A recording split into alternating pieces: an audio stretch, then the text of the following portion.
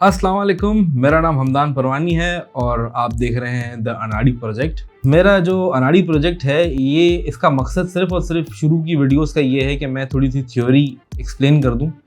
Practical इसके अंदर शुरू में कम होगा। मैंने पहले बयान किया है कि कुछ वीडियोस के अंदर बोरिंग होने वाला है, तो कम से कम 4-5 वीडियो इस तरह रहेंगी। ठीक है, बहरहाल आज की जो वीडियो है इसके अंदर हम बात करेंगे क्ले के बारे में और एपॉक्सी पट्टी के बारे में, जो basically the thing where the magic happens. तो शुरू करते हैं।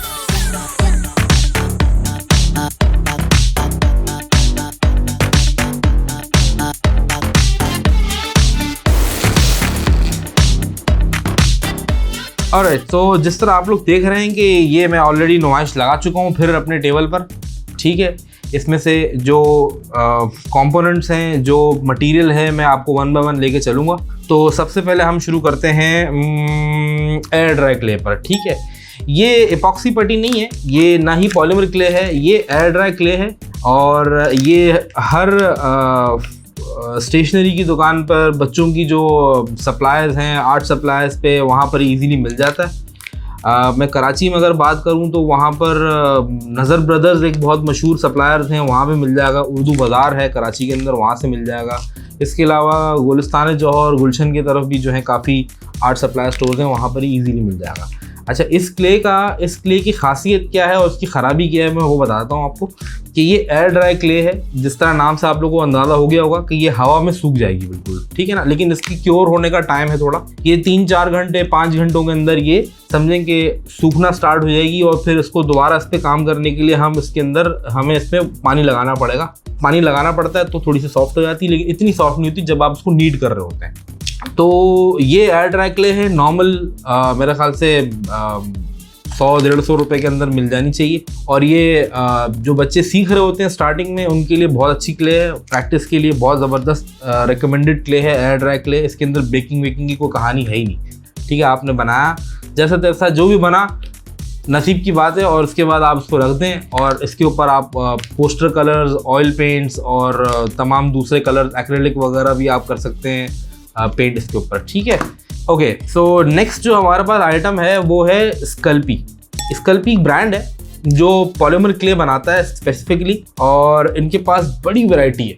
पॉलीमर क्ले की इंतहा की वैरायटी है, मतलब हर किस्म, हर रंग व नस्ल के पॉलीमर क्ले इनके पास होते हैं। और ये अमेरिकन ब्रांड है, एक यूएस का ब्रांड है स्कल्पी। इसका स्पेसिफिकली एक ये मॉडल है, या ये आप कह लें कि वेरिएंट है, स्कल्पी 3। ये वेरिएंट जो है मैं ये ज़्यादातर इस्तेमाल करता हूँ, स्कल्पी 3। छोटे पैकेट आते हैं, एक दफ़ा खोलते हैं, तकरीबन ऑलमोस्ट यूज़ हो जाता है। बच जाता है तो मैं छोटे मेरे पास कंटेनर्स हैं, मैं उनमें रख देता हूँ। सबर मैं आपको कंटेनर भी दिखाता हूँ किस तरह के कंटेनर्स हैं।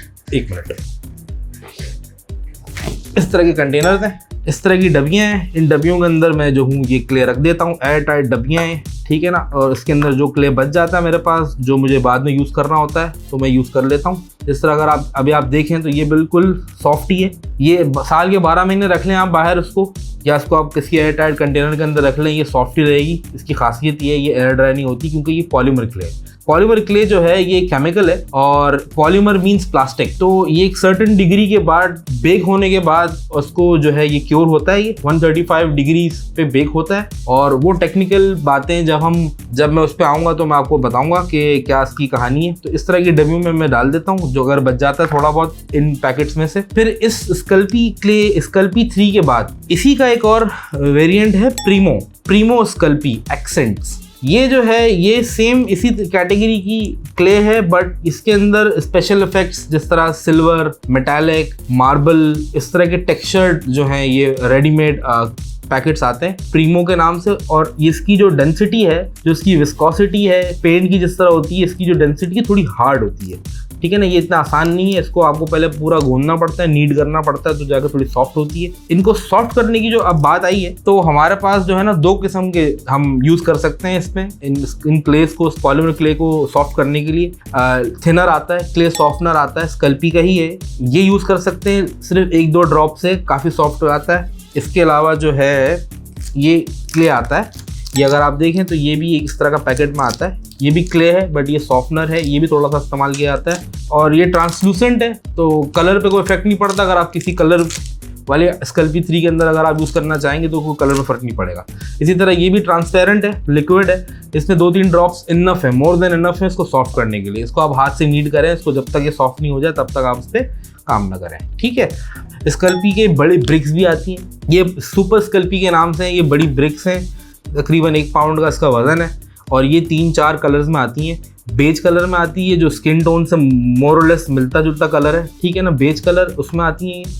इसके अलावा वाइट में आता है और टेराकोटा ब्राउन में आता है और ग्रे में आता है, एलिफेंट ग्रे के अंदर। तो ये 3-4 कलर में आता है। इसकी जो डेंसिटी है, जो इसकी जो इस पर काम करने का जो इसकी सख्ती है बेसिकली वो नॉर्मल है, ना ज़्यादा हार्ड है ना ज़्यादा सॉफ्ट है। आप इसके अंदर ज़्यादा सॉफ्टनर ऐड करेंगे तो ऑब्वियसली ये बिल्कुल रबड़ी की तरह जो है ना ये हो जाएगा, फिर ये हैंडल करना आसान नहीं है, मुश्किल हो जाएगा बड़ा, ठीक है ना। तो मैं कम से कम थोड़ा सा हार्ड ही रखता हूँ उसको ताकि मैं इजीली स्कल्प्ट कर सकूँ। इसके अलावा सुपर स्कल्पी के अंदर एक और आइटम आता है, ये मैंने रिसेंटली डिस्कवर किया है, ये काफ़ी टाइम से आ रहा है लेकिन मैंने अभी डिस्कवर किया है। ये बेसिकली जो है ये आर्मेचर बनाने के लिए क्ले इस्तेमाल होता है, बहुत लाइट वेट है, इसकी हैबत ज़्यादा है, इसका वॉल्यूम ज़्यादा है, बट इसके अंदर जो है वो कोई केमिकल कुछ है अंदर, लोचा इसके अंदर पता नहीं क्या है कि ये बहुत हल्की रहती है, ठीक है ना। और इंटरनल स्कल्पचर्स के अंदर जब आर्मेचर बनते हैं वायर के साथ और मेटल के साथ और फिर आप फॉइल के साथ इसको जब आप स्टफ़ करते हैं अंदर, ताकि आपका ये क्ले जो है वो कम से कम इस्तेमाल हो, क्योंकि ये कॉस्टली है, थोड़ा महंगा मिलता है, ठीक है ना। तो आप जो है फिर उसके ऊपर पतली लेयर एक क्रिएट करते हैं, अंदर आपने इसको भर दिया फॉइल पेपर के साथ और आपने आर्मेचर बना लिया। कुछ लोग फॉइल पेपर ज़्यादातर इस्तेमाल करते हैं, बट फॉइल पेपर का ऑल्टरनेटिव ये क्ले है। और ये बेसिकली ज्वेलरी के लिए भी, लाइट वेट ज्वेलरी नेकलेसेस वगैरह इसके ऊपर बने हुए, तो इसके लिए भी इस्तेमाल हो सकता है। ओके, सो नेक्स्ट आइटम जो हमारे पास है वो है bake and bond. Bake and bond क्या है बेसिकली, ये जो पॉलीमर क्ले है, पॉलीमर क्ले अगर आप एक पूरा स्कल्पचर या पूरा एक आर्ट पीस बना रहे हैं वन पीस में, तो कुछ पार्ट्स के अंदर इस तरह होता है कि जिस तरह बहुत छोटे पार्ट्स होते हैं जो स्कल्प करना बहुत मुश्किल होते हैं। फॉर एग्जांपल आपने ये कैप अगर बनानी है, इस कैप का जो अगला हिस्सा है ये वाला, अगर आपने ये स्कल्प करना है तो ये स्कल्प करना इटसेल्फ उस बड़े स्कल्पचर के साथ बहुत मुश्किल होता है डिटेलिंग वाइज। तो उसके लिए क्या किया जाता है कि आपने बेस, आपने स्ट्रक्चर बना लिया, आपने वो बेक कर दिया। बेक करने के बाद जब आप बाहर निकालेंगे तो उसके ऊपर ये क्ले दोबारा चिपकता नहीं है आसानी से। इस क्ले को, इस सॉफ्ट क्ले को उस ऑलरेडी क्योर्ड क्ले के ऊपर चिपकाने के लिए बेक एंड बॉन्ड यूज होता है। ये थोड़ा सा इस्तेमाल किया जाता है ग्लू की तरह, एडहेसिव की तरह। और आपने जो है जब थोड़ा सा इस्तेमाल कर लिया, जिस लेयर पे आपको लगाना है, जिस सरफेस पे लगाना है, उस पे लगाने के बाद आपने ये क्ले आपने उसके ऊपर ऐड करके आपने स्कल्प कर लिया इसको।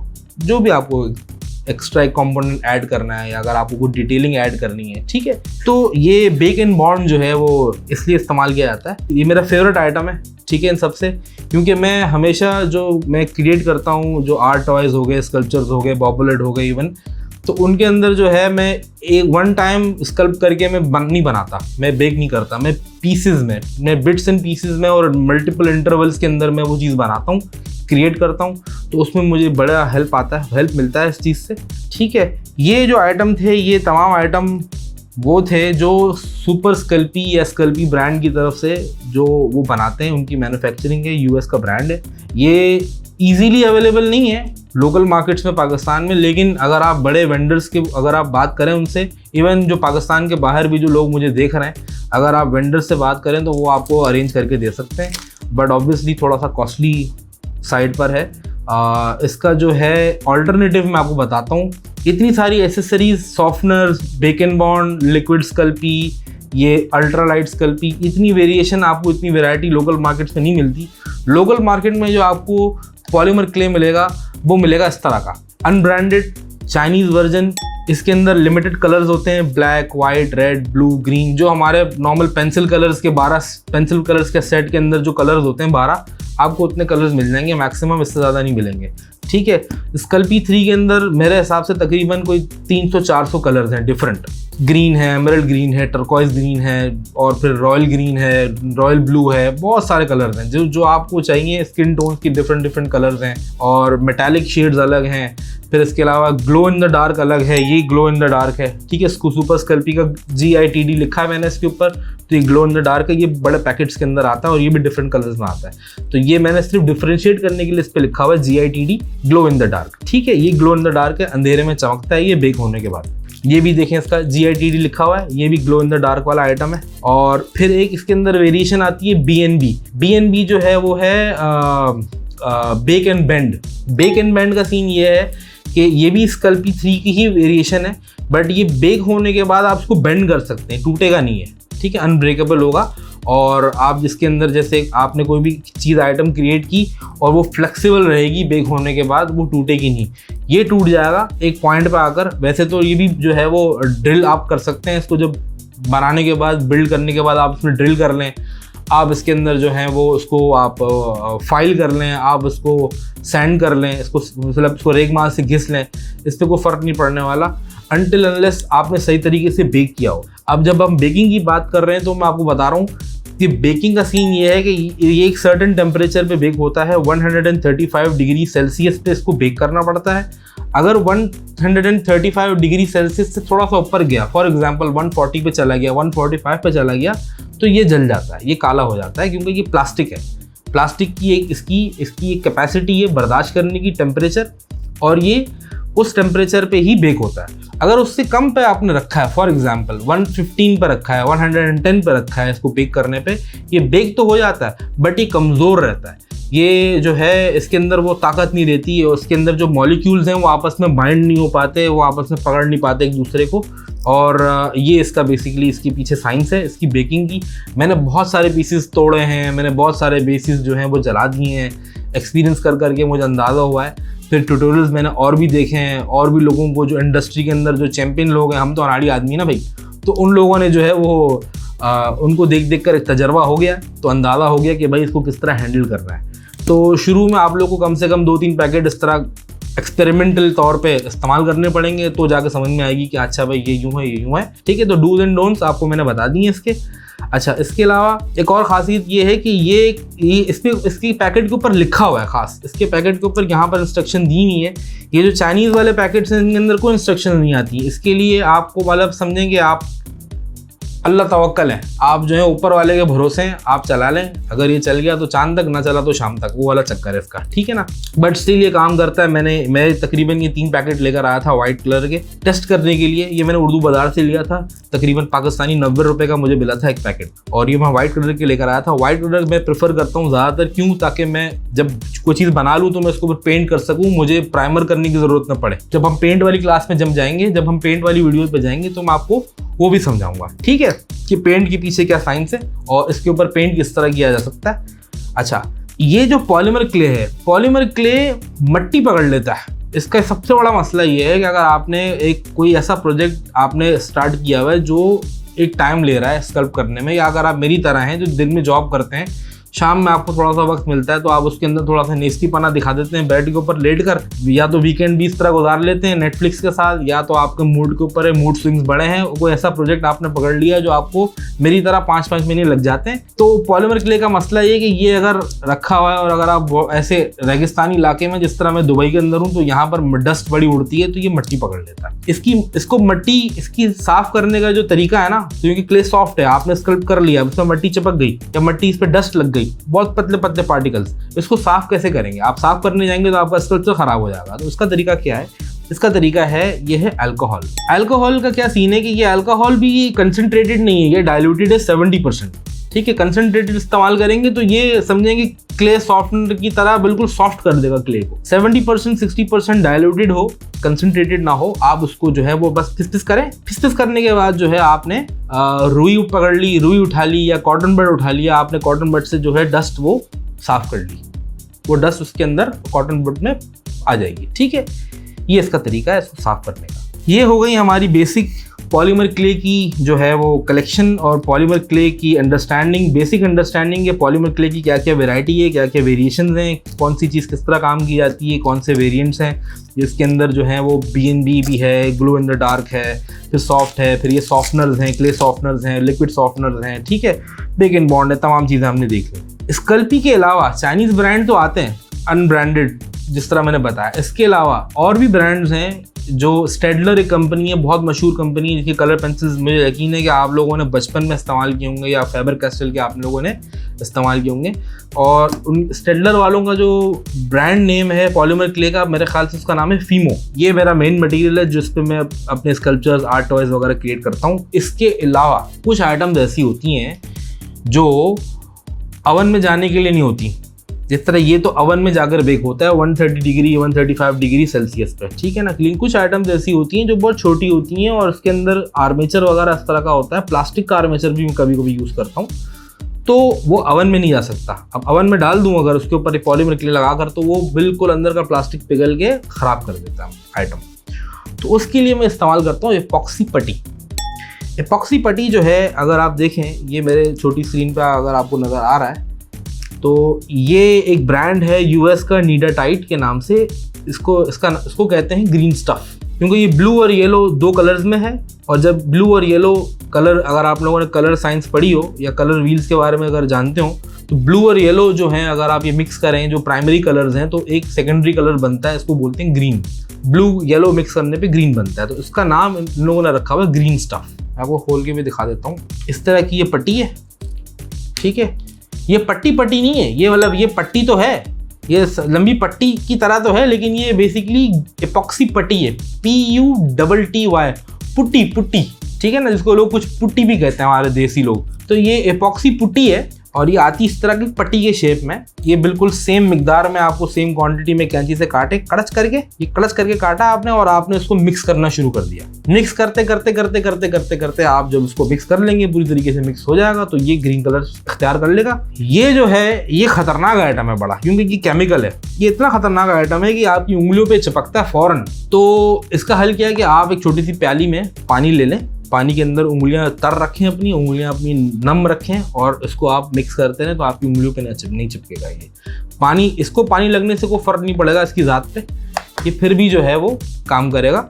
अच्छा, और इसका क्योर टाइम क्या है कि ये एयर ड्राई क्ले की तरह हवा में आप उसको रख दें, बनाने के बाद, स्कल्प करने के बाद आप उसको रख दें। ये कम से कम 24 घंटे लेता है सूखने में। आप इसके अंदर ड्रिल कर लें, आप उसको स्क्रैप कर लें, आप इसको जो है फाइल कर लें, सैंडिंग कर लें, इस पर कुछ भी कर लें, इसको फर्क नहीं पड़ता। बट आफ्टर क्योरिंग इसके अंदर थोड़ी सी लचक रहती है, थोड़ी सी फ्लेक्सिबिलिटी रहती है। तो जैसे पतली पट्टियाँ, अगर आपने कोई चीज़ ऐसी बनानी है जो बिल्कुल पतली पट्टियाँ हो, या कोई आर्मेचर हो, या कोई इस तरह की कुछ डिज़ाइन हो जो उसमें जिसमें दरवाजे हैं, दरवाजे में डंडे आ रहे हैं, या फेंसेस बनाने हैं, तो फेंसेस के लिए बिल्कुल भी नहीं रिकमेंडेड। फेंसेस के लिए जो रिकमेंडेड है वो ये है तमिया की पट्टी। ये भी सेम एग्जैक्टली वही साइंस है, इसकी भी 2 कलर में आती है, ठीक है ना। ये तमिया की पट्टी है, इसका क्योर टाइम जल्दी है, ये 5 घंटे के अंदर क्योर हो जाती है फुल्ली। और ये क्योर होने के बाद बिल्कुल हार्ड रहती है, ऐसी बिल्कुल पत्थर की तरह सख्त हो जाती है बिल्कुल। और ये उससे ज़्यादा इसकी ये ताकतवर है इससे ज़्यादा। और ये भी बहुत अच्छी चीज़ है, मेरी फेवरेट आइटम है ये, मैं बहुत इस्तेमाल करता हूँ ये। और ये जो है इसका क्योर टाइम कम है, इसका वर्किंग टाइम कम है। आपको आधे घंटे 1 घंटे के अंदर आपको बस चीज़ फिनिश करनी है, ताकि ये तो 4-5 घंटे लगेंगे क्योर होने में, और ये सख्त हो जाती है बहुत। इसके अलावा एक ये लिक्विड पट्टी आती है तमिया की। तमिया एक ब्रांड है, जापानीज़ ब्रांड है, ये हॉबी आइटम्स बनाते हैं। तमिया की ये लिक्विड पट्टी है, ये मैं इस्तेमाल करता हूँ जिस तरह को कोई ऐसे आइटम हो जिसके अंदर क्रैक आ गए हों, या मुझे जो है वो कुछ फिल करना हो, या उसके ऊपर मेरे फिंगरप्रिंट आ गए हों, लग गए हों, मुझे फिंगरप्रिंट ख़त्म करना है। तो जिस तरह हम दीवारों के ऊपर लापी भरते हैं, या दीवारों के ऊपर हम जिस तरह फिलिंग करते हैं वो अपना वाइट सीमेंट की, तो ये भी एग्जैक्टली वही इसका लॉजिक है। आपने इसको फिल कर लिया, फिल करने के बाद ये तकरीबन 10 से 12 घंटे में सूख जाती है। उसके बाद आप उसको रेगमाल से या सैंड पेपर से आप उसको सैंड कर लें, और ये वो जगह बिल्कुल सॉफ्ट इवन हो जाती है। तो ये जो है वो बेसिक आज की जो है वो वीडियो के अंदर ये चीज़ें थी जो मैं बताना चाह रहा था आप लोग को। थ्योरेटिकल के क्या लॉजिक है, क्योंकि मैं जब मैं बनाऊंगा, जब मैं इंशाल्लाह आगे जब मैं प्रोजेक्ट कोई चूज़ करके जब मैं उस पर वीडियो पे काम करूंगा, तो उस वीडियो के अंदर मैं समझाऊंगा नहीं, मैं ये बताऊंगा नहीं कि मैं क्या टूल इस्तेमाल कर रहा हूँ, ये मैं क्या मटेरियल इस्तेमाल कर रहा हूँ, उसके पीछे क्या लॉजिक है, इसके पीछे क्या साइंस है, रहकर वो एक फ्लो में वीडियो चलती रहेगी। क्योंकि ये एक बड़ा टाइम कंज्यूमिंग आइटम है, ये बड़ा टाइम कंज्यूमिंग हॉबी है, ये बड़ी टाइम कंज्यूमिंग प्रोजेक्ट्स होते हैं। जिस तरह मैं बता रहा हूँ कि अगर मैं फॉर एग्जांपल इसका कोई आइटम बनाता हूँ तो इसको सूखने में 12 घंटे लगेंगे, ठीक है ना। फिर एक पोर्शन बना लिया, सूख गए, 12 घंटे लग गए। फिर उसके ऊपर एक टांग बना ली, वो सूख गया, 12 घंटे लग गए। फिर उसके ऊपर धड़ बना लिया, सूख गया, 12 घंटे लग गए। तो बनाने करने का और सुखाने करने का जो टाइम है वो बढ़ता जाता है। इसके अंदर मैं फिर एक्सप्लेन करने बैठूंगा तो फिर मुझे एक वीडियो के अंदर तकरीबन साल 1.5 साल लग जाएगा, ठीक है ना, जिस पेस पे मैं चलता हूँ। तो लॉन्ग स्टोरी शॉर्ट वो ये कि ये जो शुरू की जो क्लासेस हैं, शुरू की जो वीडियोस हैं, उसका मकसद ही यही है कि मैं पहले थ्योरेटिकल समझा दूं, आप लोगों को थ्योरी दे दूं कि भाई ये मटेरियल है, ये इस्तेमाल हो किए जाते हैं। आप फिर खुद ही जज कर लीजिएगा, आप खुद ही देख लीजिएगा। जब वीडियो के अंदर आप जब वो आइटम देखो, अगर आप लोगों ने वीडियोस देखी हैं तो आप लोगों को समझ में आ जाएगा कि मैं कौन सा मटेरियल किस टाइम पे, कौन सा टूल किस टाइम पे इस्तेमाल किया है, ठीक है, कौन से पेंट किस टाइम पे इस्तेमाल किए हैं, कौन से टेक्निक्स मैंने किस टाइम पे इस्तेमाल किए हैं, तो वो आप लोगों को समझ में आ जाएगा। मेरे ख्याल से वीडियो को जो है वो एंड करना सही रहेगा, बहुत लंबी हो गई है। आप लोग जिनको जानते हैं, जो इंटरेस्टेड हैं, जो इंटरेस्ट लेते हैं इस तरह के आर्ट्स एंड क्राफ्ट की चीज़ों में, जो नई चीज़ें सीखना चाह रहे हैं, वो उनको आप काइंडली रिकमेंड कीजिएगा वीडियो। और अनाड़ी प्रोजेक्ट ख़ास तौर पे फेसबुक, इंस्टाग्राम, यूट्यूब, इस पर मुझे बार बार बोलना न पड़े कि भाई लाइक कर दो, सब्सक्राइब कर दो। गरीब आदमी, अनाड़ी आदमी, करना तो कर दो, ना करोगे तो कोई मुश्किल नहीं है। मैं वैसे भी मेरा शौक है, मैं प्रोफेशनली या मैं कमर्शियली नहीं कर रहा कुछ भी है, ठीक है ना, मैं सिर्फ शौक की हद तक कर रहा हूँ, सबको पता है। बहुत लोग नाराज़ भी हो गए इस बात को लेकर, और मैं और फर्दर नाराज़ नहीं करना चाहता आप लोगों को। तो बहरहाल मुझे इजाज़त दीजिए। ज़िंदगी रही तो मिलते हैं किसी अगली वीडियो के अंदर ऑब्वियसली, और मिलते रहेंगे तो जिंदा भी रहेंगे। तब तक के आप अपना ख्याल रखें। फ़ी अमान अल्लाह, हाफ़िज़।